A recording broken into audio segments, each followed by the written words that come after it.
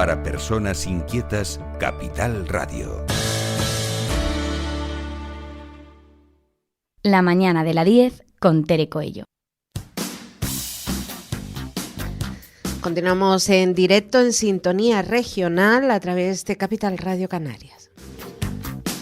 Y en este punto ponemos la atención en la isla de La Palma. Recordamos que la erupción del volcán en La Palma en el año 2021 propagó lava a más de 12 kilómetros cuadrados, destruyendo en torno a 1.300 viviendas y cientos de cultivos.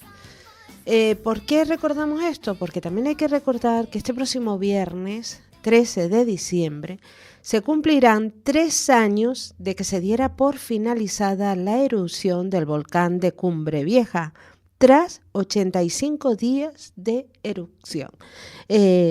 Han pasado 3 años desde que se diera por acabada el proceso volcánico. Pero sin duda queda muchísimo por hacer que no se puede dar por acabado. Para hablar de ello saludamos a nuestro invitado. Él es el presidente de la Asociación Tierra Bonita, Francisco Rodríguez. Buenos días. Buenos días. ¿Cómo se encuentra, Francisco? Bueno, un poquito resfriado. Sí, como pero, mucho. Sí, un poquito. Pero y emocionalmente, pues, como los dientes de una sierra. Una montaña rusa, estamos así, día bien, día mejor o día peor, pero vamos. Francisco, 3 años hará este viernes de que se declaró por finalizado el proceso. 3 años que muchísimas personas en la isla siguen esperando por lo que prometieron, por lo que dijeron, por lo que no hicieron. ¿Cuál es su percepción 3 años después? Pues mira, algunos afectados dicen ya no creen nada, ¿no? Porque el silencio de la administración es a veces doliente, ¿no? Y esa es la sensación. 3 años después, pues, la consejera de Presidencia, Nieves Ley, lo dijo el martes, sí, en el Parlamento, a una pregunta sobre las ayudas, que son los 150 millones que se destinan a las compensaciones, ¿no? Esas ayudas están llegando muy a cuentagotas, porque por lo visto no han dado sino 150, ¿no? Y es un trámite que va muy lento, ¿no? Algunos afectados ya tienen una liquidez importante y nos preguntan, algunos con la duda de qué afrontar, y algunos quieren afrontar la reconstrucción de casos que no les importa, y ya hay viviendas construidas sobre coladas, porque les puede resultar extraño a algunos. Hay viviendas que ya están construidas en las coladas, ¿no? Otras que están afectadas en estructura, pues la actitud de gran parte de la gente es volver a construir ahí. Claro. Hay muchos que se les niega. De hecho, ayer estuve en una jornada de organizada por el Cabildo sobre los valores geomorfológicos que han generado las coladas y los tubos volcánicos, la situación de las coladas, y en una enorme extensión, pues es difícil pensar en intervenir, ¿no? Aparte de que la jornada tenía un propósito, que es crear una zona de conservación bastante amplia, ¿no? Incluso engloba el cementerio. Entonces, para muchos ese horizonte de construir le queda lejos. Yo lo dije ayer en una intervención, el sistema que ha habilitado esta consejería es la ayuda, las compensaciones, que hacen una valoración sobre 1.500 euros, le dan el dinero, como ya sé conocidos que han recibido ese dinero, y que se busquen la vida, porque en realidad tienen que buscar si quieren tener una vivienda, pues como está ocurriendo, adquieren un terreno, una licencia, un proyecto, y a construir. Algunos piensan incluso irse de la isla, ¿no? Y comprar una vivienda afuera, ¿no? Porque no hay gente que todavía no puede, como decía, ni pasar sobre las coladas, ¿no? Por las carreteras que han abierto, ¿no? Ayer en la jornada abrieron de que el dolor hay que cerrarlo, ¿no? Pero yo decía que el duelo nunca se cierra, y el duelo cada uno es diferente, ¿no? Porque es una pérdida patrimonial importante y hay un duelo, ¿no?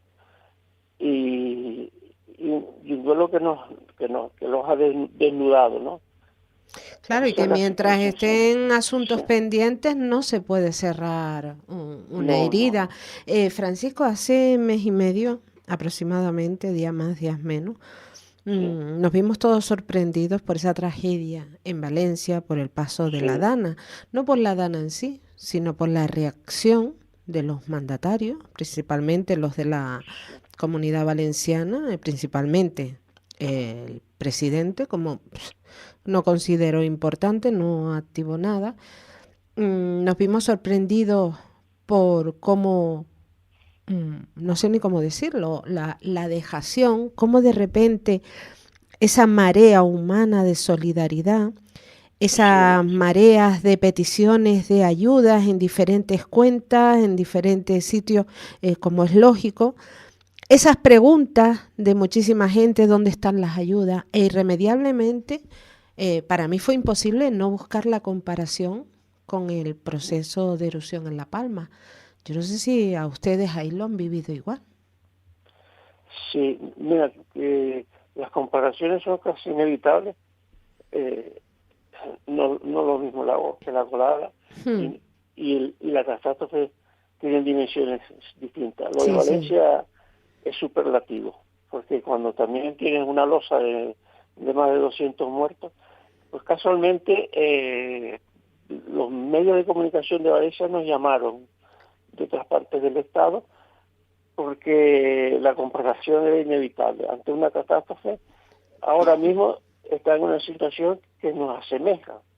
Están necesitando de ayuda para recomponer el drama que ha supuesto perder, porque han perdido los bajos en los polígonos, lo han perdido todo, los comercios, y el alcance es mucho mayor, porque también en extensión, ya habla de más de 100.000 coches perdidos, pues increíble, y 225 muertos. 223 en total.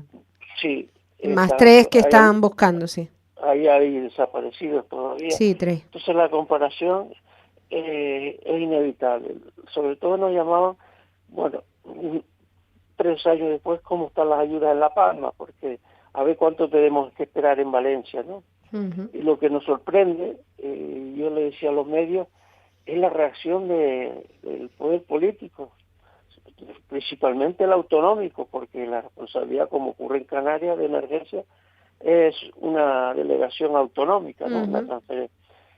Pero también el Estado, o sea, nosotros aquí seguimos investigando sobre la gestión, el no aviso, y cuando el debate que se generó en Valencia de que si la AME, la Confederación Hidrográfica, sí habían avisado, pero la alarma que llegó a las 8:10 cuando había 2 metros de agua. Y muertos ya. Sí, y muertos, y la mayoría en coches, claro, los cogieron en un tránsito o en garaje, y la mayoría estaban en vehículos, ¿no? Lo que nos resulta, que decía un amigo, se cumplen los patrones, o sea, es una catástrofe, una emergencia, y lo que nos duele es sobre todo que no haya una autocrítica mínima, o sea, un reconocimiento de no hemos equivocado, mínimo, es que no lo hay. Bueno, ya dimisiones es pedir mucho, ¿no? Porque yo creo que hay parte y parte, cuando se dice sí, y se responsabiliza si el Estado en su competencia o el gobierno autonómico tendría que haber decidido. Es lamentable que se estén o que esté uno esperando a la reacción de otro. Eso fue el drama con el volcán, porque aquí la gente, como decía, hablando con la abogada, porque seguimos con los trámites de Madrid, que estamos pendientes de presentar ya al Tribunal Europeo de Derechos Humanos, decía, una abogada que fue juez, además, estuvo en la Audiencia Provincial de Tenerife, aunque ahora está en el despacho de Madrid, dice, lo de Valencia es de libro, desde el punto de vista jurídico, es de libro, decía. Dice, la diferencia, bueno, aquí fue agua, y el agua, pues, en Nora se puso donde se puso, ¿no? Porque en el centro de Valencia, en la zona cero, ni llovía, ¿no? Y la lava no, en sí no mata, ¿no? Pues solo tuvimos un muerto oficialmente, pero decía que lo de Valencia es de libro, o sea, en el sentido de las responsabilidades aparecerán. Y bueno, y hay demandas presentadas, ¿no? Pero se hace todo con una falta de sensibilidad. El mismo funeral que ha dejado a familiares dolidos y bastante dolidos por no incluirlos, ¿no? Aunque lo llegaron a incluir, porque claro, era ya afrentoso, y algunos prefirieron no estar, como decía, yo no voy a estar. Es duro que llamen y sigan llamando a los políticos asesinos, ¿no? Pero es que es una espontaneidad, ¿no? Yo creo que lo que evidenciamos en este país es que no estamos preparados para grandes catástrofes, no estamos preparados, ni en la prevención, ni en los riesgos. No, en Valencia vuelven a decir que cómo se ha permitido construir toda una extensión de ciudad en zonas inundables. Aquí nos decían que cómo han permitido que construyamos en zona de riesgo volcánico, ¿no? Y sin embargo, no, lo que no tiene sentido, como nos pasó aquí, ¿no? Que también victimicen o revictimicen a las propias víctimas, ¿no? O sea, ya que estaban, es imposible que pueda responsabilidad quien esté viviendo en zonas inundables, que son bastantes, cuando había que dar respuesta. Por ejemplo, se ha evidenciado que había un proyecto ahí que no ha ejecutado para evitar precisamente este tipo de catástrofes, ¿no? En los cauces, que es competencia del Estado, los cauces de río y barranco, ¿no? En fin, dejación total. Es una desolación, ¿no? Ahora las ayudas, pues es que observan lo mismo, ¿no? La librería que ha podido abrir, el negocio, la peluquería, o detalles de como el arbolito de Navidad en una casa desolada, ¿no? A pesar de todo, y nos recuerda, o sea, porque ahora, el día después, aquí es mucho más, aquí lo tenemos todo enterrado, las casas están enterradas, ¿no? Y cuesta, ¿no? Cuesta bastante cuando vimos lo de Valencia, ¿no? Después te puedo decir que en estos días también Salvador emitió un programa. Sí, sobre eso sí. Le iba a decir, el 24 de noviembre, o sea, con No hay dos sin tres, estamos pasando lo de la Dana, mirando las comparaciones, viendo cómo esas ayudas que las piden, viendo cómo todas esas personas en Valencia claman a los medios de comunicación, no nos olviden, porque desde que quiten el foco se acaba el interés político, porque así fue en La Palma. Y el 24 de noviembre en La Sexta se puede visualizar el programa especial de Salvados tras el volcán. Yo la verdad es que lo vi y en algunos momentos me quedé un poco con cara de tonta al escuchar declaraciones, sobre todo políticas, ¿no? Y decir, bueno, me llegué a preguntar, bueno, ¿quién está pagando este programa, no? Porque no se corresponde los que vivimos día a día la información, lo que iba pasando. No. Es que fue de una imagen. El programa, bueno, después ha emitido de la Dana.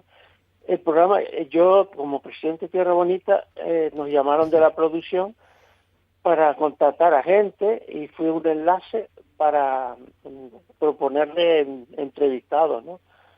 Y lógicamente conocía a todas las personas que participaban en el programa entrevistadas y incluso estuvieron, además el programa se abrió con un acto que casualmente mientras grababan estaba sucediendo, que era un encuentro después de más de un año, un encuentro con vecinos del barrio inexistente de Todoque y de las autoridades, y ahí grabaron algunas intervenciones.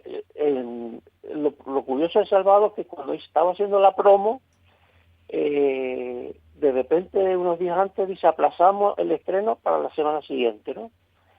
Y en la promo salían unas intervenciones, yo mismo salía en la promo porque hice declaraciones en ese acto y en el programa final no salí. Entonces yo pregunté a uno de la producción con el que había contactado y cerrado las entrevistas que había pasado, dice, no, es que vamos a hacer una ampliación. Lo que pensamos aquí en La Palma, así en conversación, bueno, como vino la Dana, porque esto lo grabaron antes de la Dana, ¿no? Posiblemente, pues la Dana quieran poner un poco en contexto lo de La Palma, sabiendo que ha pasado lo de la Riada, de la Dana de Valencia.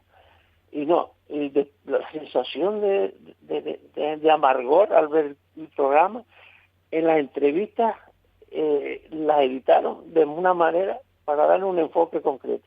Y lo que ya nos sorprendió es la entrevista final, que metieran al delegado del gobierno, que además que fue el único que se prestó a declarar, también nos sorprendió, porque además cuando Salvador vino aquí y habló con nosotros, no, queremos la voz de los afectados, ¿no? Que realmente eran los que hablaban, habló también Nemesio de Imolcán, pero al final fue como cerrar el capítulo. Las ayudas todas han dado, todos han recibido 120.000, todo parece guay. Aquí hemos pasado página, fue una catástrofe inevitable, fue un amargor de escuchar eso. Entonces todas las entidades nos pusimos en contacto y emitimos un comunicado y se lo enviamos a la productora de La Sexta del programa que no hubiéramos preferido que no hubieran hecho ese programa, sinceramente. Nosotros decíamos, es que posiblemente quieren trasladar un mensaje que tranquilo, que en La Palma hemos dado las ayudas a los de Valencia, que las ayudas llegarán.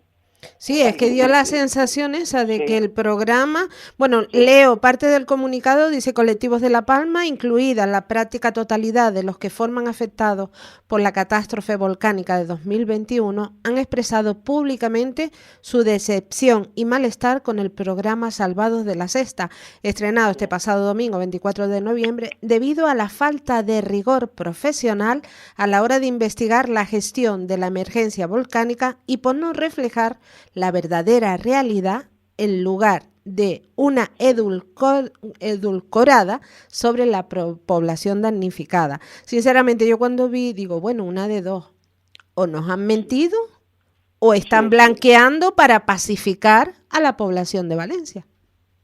Sí, esa misma conclusión también pasamos, que dan un mensaje como 3 años después de la catástrofe de La Palma, para tranquilizar a los valencianos, digamos a pensar eso, ¿no? Y da la impresión, porque el epílogo es que las ayudas se han dado, incluso después el propio presidente del gobierno aseguró que el 99 y pico % de lo que ha dado el Estado ha llegado, ¿no? El problema es que se ha destinado mucho dinero, son más de 1.000 millones a La Palma, pero en las ayudas directas a los afectados es poco, no ha llegado ese poco, ¿no? Vemos muchas en infraestructura, bueno, absurdos como que en las ayudas incluyen 50 millones que han destinado a La Palma para geotermia, que no es una prioridad. No, claro, una prioridad. En absoluto. Entonces, la ayuda incluye lo del consorcio, que es una obligación, pero son 1.000 millones que no han tenido el reparto, porque el Estado hace transferencias, básicamente, y interviene pues en el tema fiscal, de la seguridad social, de los ERTE, y las ayudas las transfiere al Cabildo, a los ayuntamientos y a la autonomía. Exacto. Y en Valencia parece que la ayuda, precisamente yo creo que han aprendido y el Estado ha generado un sistema de ayudas directas, porque habilita las propias oficinas de la agencia tributaria para asignar ayudas, ¿no? Parece que claro, ahí hay un problema de enfrentamiento político entre el gobierno autonómico del presidente Masón y el gobierno español, ¿no? En su momento en Canarias era el mismo gobierno, ¿no? Ahora es aquí Coalición Canaria Competía. Nos quedan unos minutitos. Francisco, también me gustaría preguntarle por Puerto Naos y la bombilla, que al parecer sigue a cuentagotas el dejar pasar a las personas cuando están los hoteles funcionando, e incluso comercios y algún bar o restaurante. Sí, bueno, el otro día con un periodista de un digital local le dije un poquito de indignación. Ahora, dice, el Cabildo, los martes se reúne el comité del PayPal y parece que cada martes toma alguna decisión a cuentagotas.